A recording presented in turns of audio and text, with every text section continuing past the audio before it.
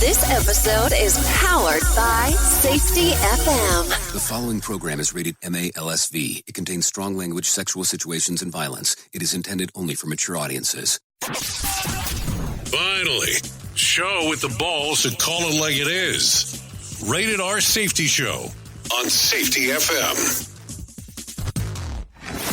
Countdown to audio torture. The Rated R Safety Show starts in 3, 2, 1.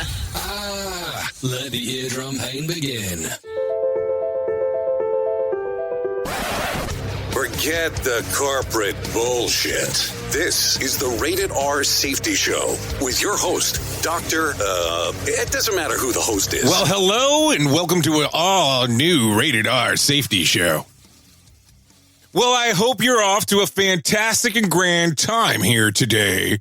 Lovely Wednesday or hump day, however you want to call it. But as you are aware, today is Wednesday, August the 28th of 2019, day 240, and you got it right. Only 125 days left before this bad boy is up. So I started thinking about this more and more as we kept on having these conversations about ranting, and I know a lot of it originally was based that this show was going to be about rants. But I have this funny feeling as I continue to go down this path, that ranting is going to become more and more difficult in regards of the format on how I want it. Meaning you sharing the information and me sharing it with you. Because I noticed right away that it was not quite exciting as me reading it as opposed to you saying it. But that's just my opinion. And you came here because you wanted my opinion. If not, you wouldn't be here. So what if we just limit the amount of rants to once per week? Maybe twice per week, depending on how many they are. Because I really don't want to sit around and read them. Read them to you to say. And I've been debating about going back and forth with the phone line thing because it seems like a cool idea. We do a chat box with some of our other shows. We'll call it the flagship show on Safety FM. But what if we did it more along the lines where you can just drop in and do the recording? I know I said a couple weeks ago we're about to set it up and I have the software ready to go. But I just want to make it worthwhile opposed to, just doing the whole reading thing. I don't know. I think I'm ranting too long about the rants. So why don't I just give you a rant? Here you go. Now, it's your turn too, bitch. I mean, rant on the Rated R Safety Show. Let's talk about driving for a second. If you text while you're driving and you say, well, it's okay because I'm really good at it and I'm really careful, what you're really saying is, well, I haven't killed anyone yet. Don't stop. Just don't stop believing. What's happening? This also goes for if you're waiting at a light, especially if you're the first in line and you're looking at your text messages and the light screen. Now, in this situation, I will honk at you. This is not an excuse to get angry at me because you were the one not driving at a green light. I apologize for being so rude to you. I guess I should have just sat there. Forever, literally. Speaking of people who are incapable of not looking at their phones every 2 seconds, if that's you, that's fine. But don't go to movies. Just never do it. There's other ways to be entertained than watching a movie while checking Facebook with your brighter-than-the-sun cell phone. So did that take a twist the way that you did not expect it to occur? Because I felt like it did. I always love when some of the ranters that rant, that actually use their voice, of course, go off on some freaking tangent that I didn't understand where it was going to go in the first place. But hey, that's just me. So let's get you started right now with the news on this lovely hump day. This show is almost as enjoyable as hearing the sound of the toilet flush. Rated R Safety Show on Safety FM.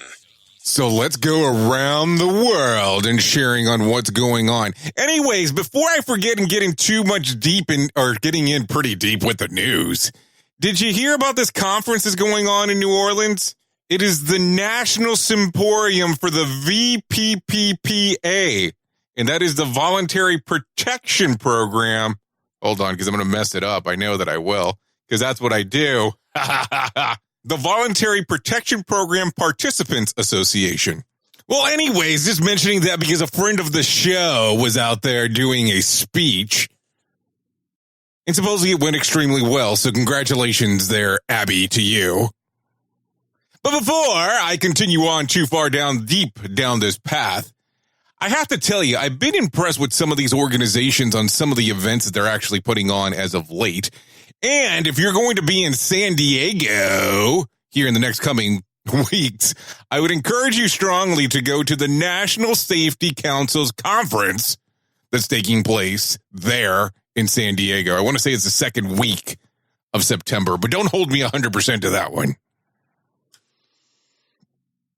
So let me not hold back anymore, and let's get right into this news thing that I just told you I was going to start. Then I didn't start it because I went off and started talking about something else. Here is the news on the Rated R Safety Show. So let's take it from the top. A 115-year-old Philadelphia area church suffered a near-total collapse yesterday following the enormous fire that occurred in the area. At least one person was hospitalized, according to one report. There was a work crew on the roof when the fire started, but it is not known if the work was direct cause for the fire. What do you think? I don't know. I'm not investigating anything. I'm just sharing some news information. It's kind of difficult to tell you what's going on if I wasn't there. I could only give you my spin and my point of view. Sucks that a 115-year-old church in Philadelphia almost burned down. Near collapse, better saying. But hey, I guess that kind of thing happens. Did you hear about this out of Idaho? Because I thought it was interesting. A court has ordered the state of Idaho to pay for an inmate's gender reassignment surgery. Let's say that one more time. Idaho to pay for an inmate's gender reassignment surgery. The convict identifies as a woman, but is a man. The defense case said that the inmate was risk of self-harm if the surgery wasn't granted. The state is appealing to the Supreme Court. So what do you think? If you identify yourself with a different gender, how does that work? I'm not sure. I don't want to go down some source of information that I'm not 100% familiar with. But what's your opinion? You're listening. Did you hear about that news story? And do you think that it's a valid claim against Idaho? Just saying. What was the joke that people used to say about Idaho and I the Pimp? I don't remember. There was something that used to be said. I don't know. Now, I have to tell you, sometimes people try to market things and maybe the marketing's not the best on the planet. But listen to this one. We're in for a especially brutal 2020 winter, according to the Farmer's Almanac. Its website claims that we'll see many ups and downs in temperatures, dubbing the coming winter as a polar coaster. Yeah, polar coaster. Which doesn't seem to be as much fun as a traditional roller coaster. So how in the hell are you going to turn around and say that it's a polar coaster? Come on, man. A polar coaster? So let's see. You're going to get freaking screwed on your farming stuff. So it's a polar coaster. Well, if I'm losing a shitload of cash, I don't think that a polar coaster is going to identify with it. What do you think? So take a listen to this one real quick. An incoming Harvard freshman from Lebanon was turned away at the border control when he landed at Boston's Logan Airport. He was deported back to his country, and the university is working closely with authorities to get him back. So why was he turned back? I don't get it. I don't know if that even becomes a news story, but I think it's pretty interesting on why did the dude get turned back? Can someone explain? I don't get it.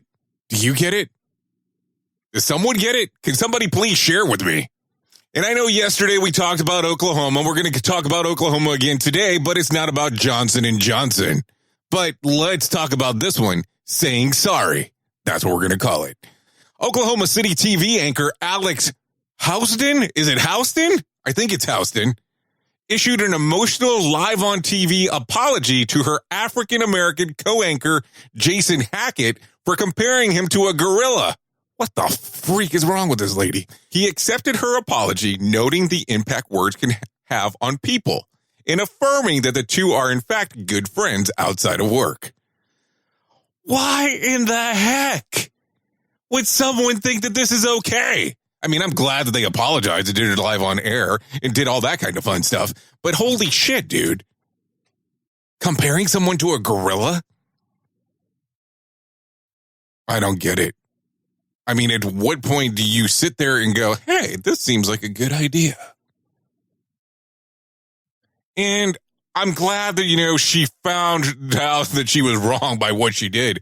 But geez, dude, geez.